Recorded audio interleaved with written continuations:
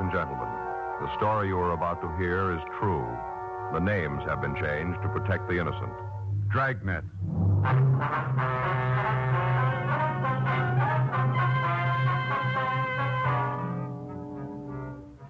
You're a detective sergeant. You're assigned a forgery detail. A group of check passers is working in your city. They've hit over 50 places of business. You have no lead to their true identity. They're still working. Your job, stop them.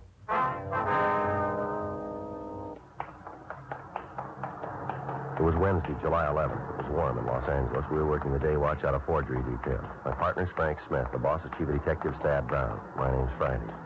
We were on our way out from the office. It was 11:20 a.m. when we got to the corner of York Boulevard and Buchanan Street. The York Cannon Market. Yeah, something you're looking for? Like to see Tom Dawson? He's in the back there over by counter 11, cold cereal. Thank you. Yeah? Mr. Dawson?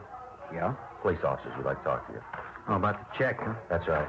Mind if I go ahead with this display? I'd like to get it finished. I got enough trouble with the boss as it is. I don't want to build any more. No, sir. You go right ahead. This fellow cop, too? Yes, sir. This is Officer Frank Smith. My name's Friday. Hi. How do you do, Mr. Dawson? Sure hope you can get the guy that gave me the paper.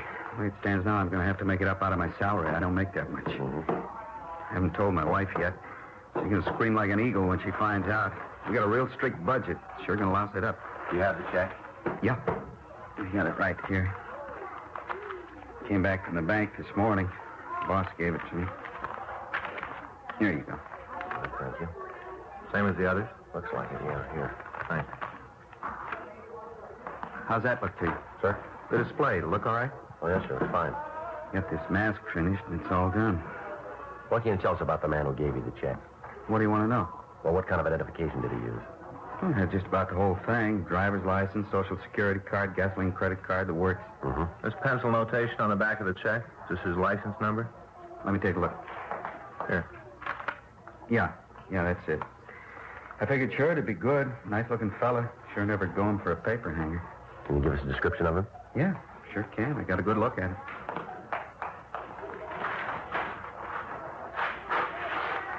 This sure ought to sell this stuff. What's that, sir? I'd say this ought to sell the stuff. This mask. We're giving them away when you buy the breakfast food. Extra quarter and you get one of these head things. Kids sure go for them. Uh-huh. Whole display's built around it. You see, the finished mask goes right there. Makes it look like the cardboard kid's wearing it. Uh-huh. You want to go ahead with the questions while I put it together? Yes, sir. Have you ever seen this man before? No. Of course, he might have been around. We do a pretty good business. Could have been in, I wouldn't have remembered. What'd he say to you? Just came in and bought some groceries. Must have been about $1.50 worth. Asked me to cash a check. I told him the manager'd have to okay it. Mm-hmm. Told him the manager wasn't here. He'd have to wait. Well, can't anyone else give the okay? Not supposed to. If we do and something goes wrong, we're stuck for it. I see. Guy told me he didn't have time, said he was on his lunch hour and he had to get the groceries home. So I asked him if he had any identification. He said he did. Looked all right to me, so I cashed the check. Uh-huh. Oh, say, would you hold this mask for me while I get the rubber band around the top? Yeah, sure. Now, wait till I wind it around a couple of times. We put these things up high, but the kids still find a way to get them down. If they're not put together good, they don't last long. Uh-huh. That'll do it. Let's see. I guess this is what goes in next, the eyepiece. Take the eyepiece and put it inside the mask. Slip into notches Y and T. I guess that's these. Did you look at the man's identification closely? How do you mean, close? Well, did you take a good look at it? Well, good enough to think it was all right to cash a check. It looked genuine, huh? Well, if it didn't, I wouldn't have gone for the money. I see. Was there anything about the man that'd make it easier for us to identify him? Not that I could see. He looked ordinary enough. Nothing special about him. Nothing that'd stand out. Oh, hold this a minute, will you, while I put the earpieces in? This here? Yeah. Thanks. I guess that's all there is. Put it up here on the top. And that does it. There. How's it look? It's fine. Huh. Kind of scary. Sure hope the boss likes it. Sure been on my back since that check came back. Seems like everything I do is wrong. Be glad when this day is over. Yes, sir. You want to give us that description now? Of the man who gave me the check. That's right. Sure. I'll do all I can to help. You think if you catch him, I'll be able to get the money back? Well, that's hard to say, sir. Sure hope so. 89.60. That's a lot of money. I hate to lose it. How much was that? 89.60. Yes, sir. Don't even want to think about what my wife's going to say. That'll be pretty rough. Yes, sir, we understand. How old was the man? About 27, around in there. About how tall was he? 5'9", I guess. Say, if you do catch him, how do you go about getting the money back? Well, it's booked as evidence first. And then I get it back? Well, that depends on what happens at the trial. It's not up to us to decide, sir. You see, the suspect has gotten to several other people, too. If there is anything recovered, they've got a share of it. Then I probably won't get what's coming to me. Well, no, sir, but you can be sure of one thing. What's that? Suspect will.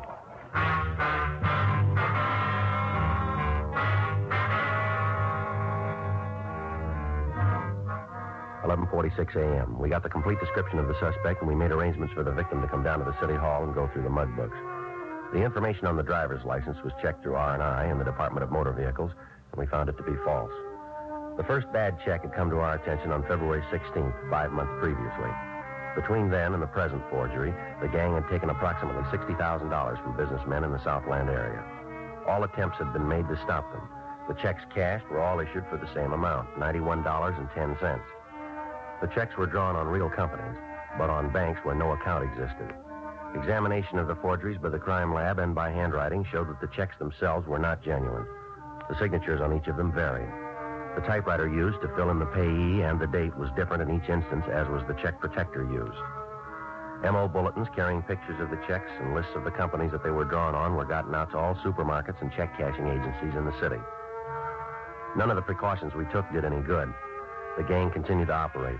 Each of the victims was questioned, but the descriptions of the suspect that they gave us was different in each instance. Examination of pictures of known check forgers using the same method of operation netted us nothing. The stats office had made several runs on the information we had, but they were not able to come up with any new evidence. George Brereton up at Sacramento was contacted, and he furnished us a list of possibles. These were all checked out, and several arrests were made, clearing up other forgeries, but our prime suspects were still free, and they were still operating. Wednesday, 4:15 p.m., Frank and I came back from Captain Welsh's office. Well, now we know how the skipper feels. Now, can you blame him? No, I guess not. We're doing all we can. If the people who run the stores won't look at the bulletins, there's nothing we can do. Well, the brakes are bound to go with us pretty soon. They got to start sometime. I get it. Forgery Friday. Oh, just a minute, ma'am. Fergie around?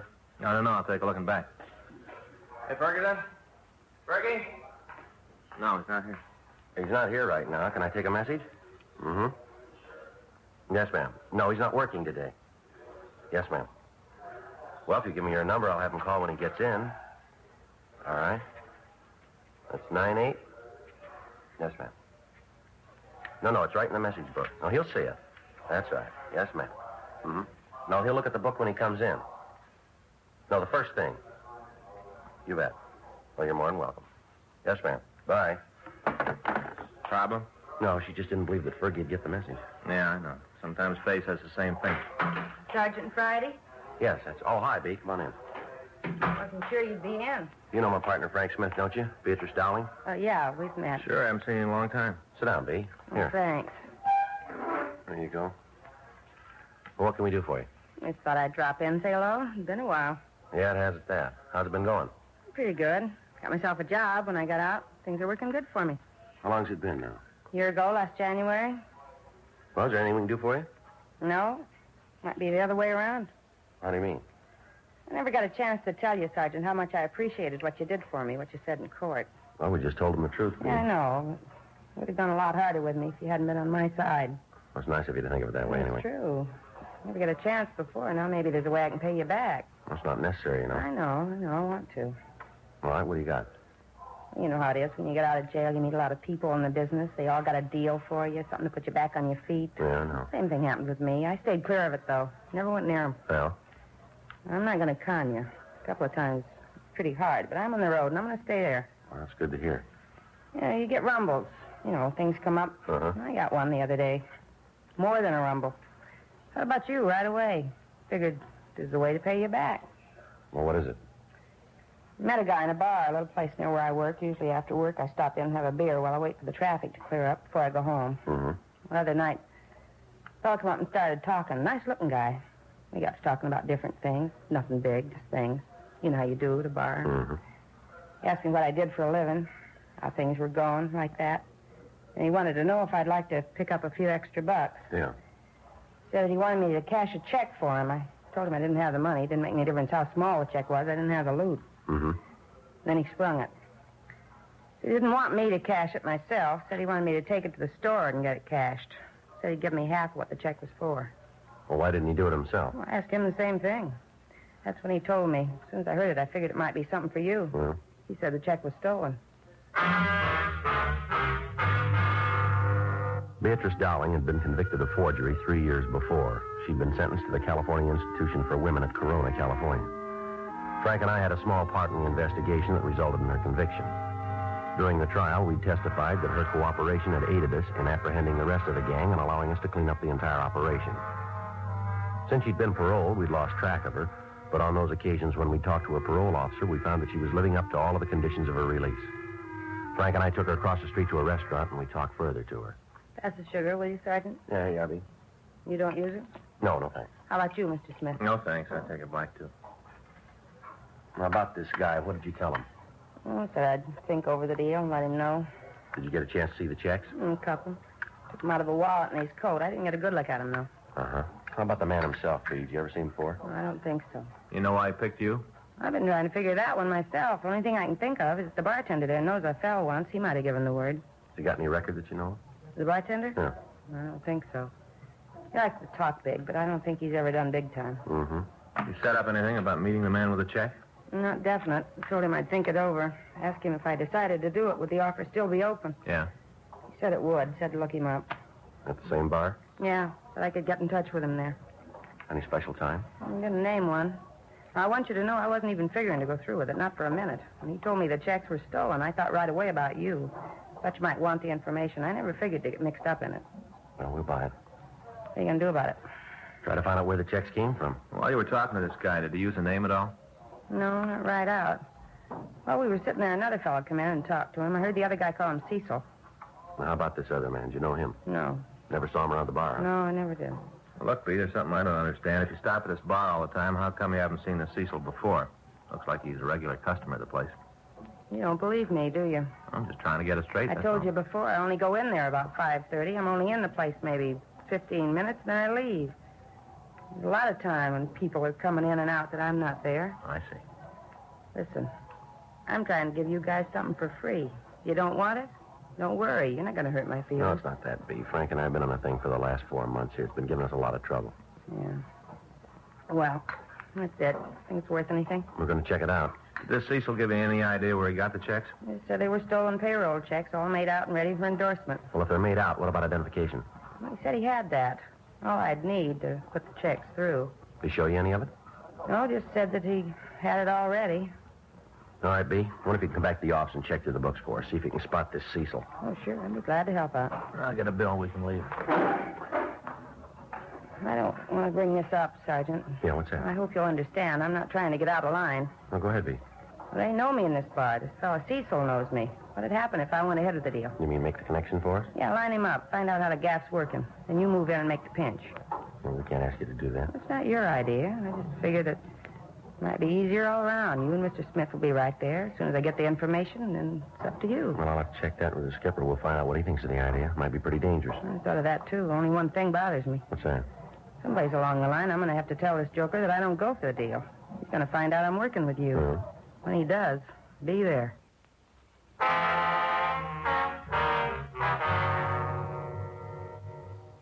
We returned to the office and made arrangements to meet Beatrice Dowling the next day. Frank and I got the name and description of the bartender at the place where the Dowling woman said she'd been approached. We ran it through R&I, but we were not able to find a record for the man. The next morning, we met with Captain Welsh and told him of the idea. He agreed that it appeared to be the only way we had of stopping the suspect. We contacted Miss Dowling and made arrangements for her to be kept under constant surveillance. The same day, Thursday, July 12th, at 5:20 p.m., she entered the bar. Frank and I were parked down the street in our car. How about it? See the doorway? Well, all we can do now is wait. Yeah. Here. You want a cigarette? I got one. Oh. What's the matter? You out a cigarette? Yeah. You got one I can have? There's some right here, sure. Here. Thanks.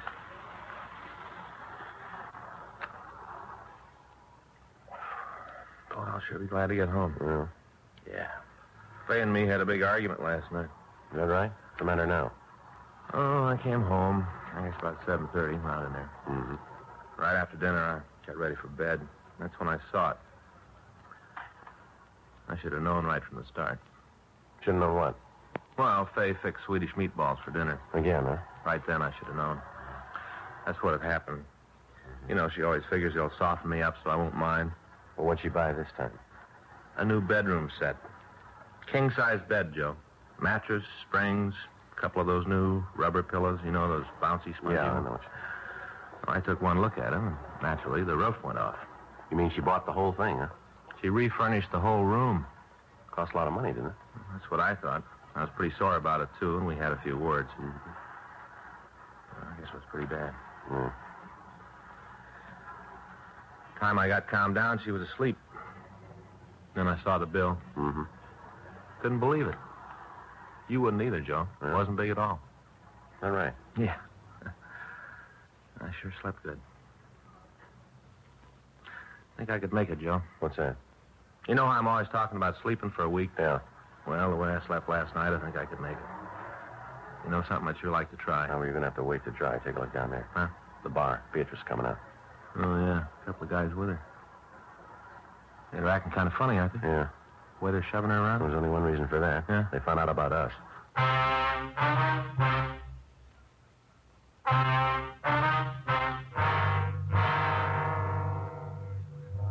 Frank and I followed the three people down the street. A half a block from the bar, they got into a black Oldsmobile sedan and pulled out into the line of traffic. We kept them under surveillance while they drove to the downtown area. We called communications and got a rolling make on the car. It was registered to a Cecil Maddox, 2482 North Alexandria in Hollywood. We requested that Maddox be checked through R&I, and we found that he'd been arrested twice before on charges of grand theft, and that he'd served one term at San Quentin and one term at Folsom Penitentiary. At the corner of Broadway and Clay Streets, the trio pulled into a parking lot, and they left the car. Frank and I parked our unit and followed them to a stationery store. From the street, we could see Maddox talk to a salesman, while the other man walked up to a display of typewriters. He took a slip of paper from his pocket and apparently tried the machine. By the time he was finished, Maddox had gotten through talking to the clerk, and they used the same piece of paper to try a check protector. During this operation, Beatrice Dowling stood by and waited for him.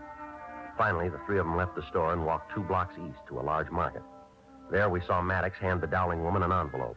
After that, she entered the store and came back a few minutes later. Frank and I were about 10 feet from the pair of checkmen when the woman returned. Here it is. How'd it go? Thank you, Fred. Here's the money. Okay, let's go to a bar. We'll make the split. Half this is mine. That's the way it was set up. Let's go. Come on, Frank. All right, Maddox, hold it up. For? What's this all about? Police officers, you're under arrest. For what? Go ahead, spell out the beef. How's forgery fit? I don't know. You won't hang it on me. Don't book it, mister. You'll get short odds. The wrong beef. I won't You buy it. already have. Huh? You paid for it with a bad check.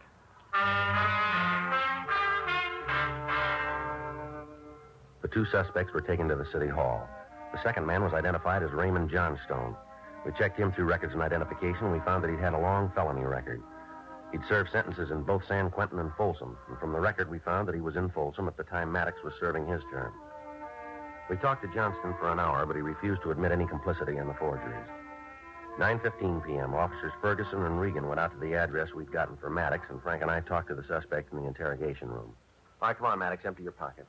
What for? Because we want you to. Do I get the stuff back? Put it on the table. I haven't got anything. Nothing you want. Well, you let us figure that one. Come on the table. There's a wallet. Handkerchief. Change. Package of gum and keys, and that's it. All right, now the coat pockets. Cigarettes.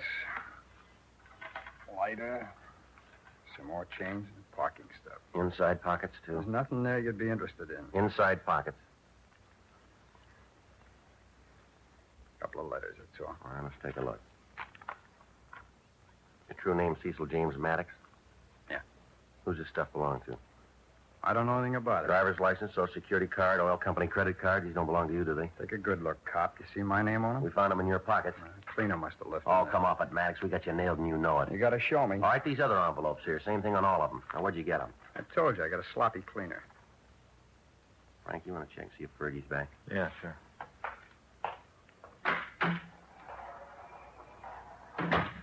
You got any money in the wallet? Couple of bucks. Take it out. Sure. I'll give it to you. Keep it in your hands. Just give me the wallet. You find anything interesting in there, and I'll split it with Yeah, you. sure. How about these checks? Where'd you get them? I forget. Well, you better start remembering, mister. I'm trying. It just isn't working out. Pretty important that you do. I think I found them. Where? I don't remember. You turn up with $500 worth of checks and you don't know where you got them, huh? I haven't got the slightest idea. Well, what about this receipt? What's it for? I don't know. It's in your wallet. You must have put it there. Look at the back. There's a phone number on it. Maybe that's why I kept it. No phone number here. Well, then I can't tell you where I got it. I guess I've been carrying it around for a long time. Dated a couple of months ago. That's a long time. Look, what are you trying to prove with this innocent pitch? You know we got you going in. We're going to make a forgery complaint stick. Now, why are you trying to make it harder? I don't think you can trip me for the beef. There's a couple of officers over at your apartment now. If they come up with the press you used to print up the checks and the identification, you've had it, mister. If they find the press. That's right. Only one big hole in the fairy tale. Is that so? I haven't got a press. I don't know where I got those checks. I think I bought them. You try to take me to court on that kind of evidence, and you'll make the front page as the dumbest cop of the year. Joe, Yeah. got something for you. You wait here, Maddox. Only one door, and you're in front of that. I'm not going anyplace. Just sit still. Yeah. How's it going? Not too good. He won't cop out. How'd you do? I talked to Fergie. They went over Maddox's apartment. Yeah. I didn't find anything.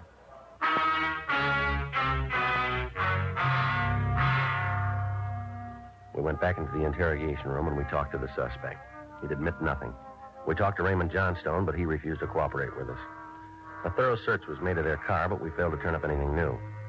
We contacted the printer who'd made up the receipt blanks. He checked his records and he was able to give us the address of the place that had ordered them.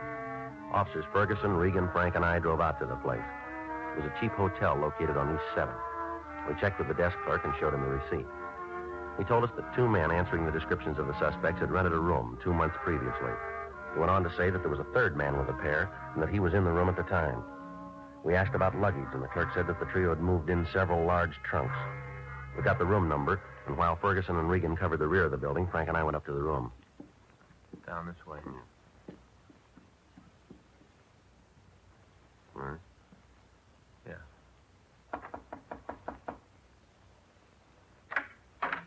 Yeah? Paul Hadley, Yeah, that's right. What do you want? I'd like to talk to you.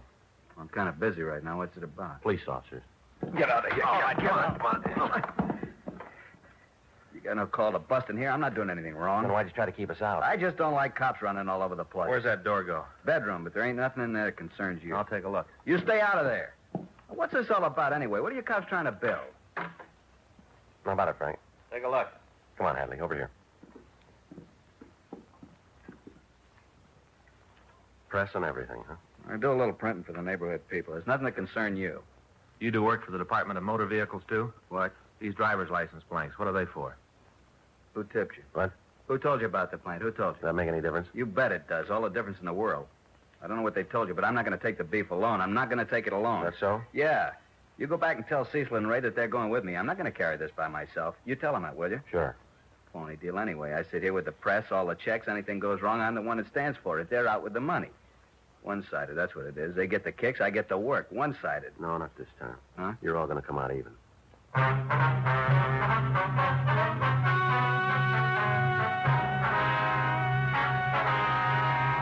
Cecil James Maddox, Raymond Richard Johnstone, and Paul Milton Hadley were tried and convicted on 18 counts of forgery.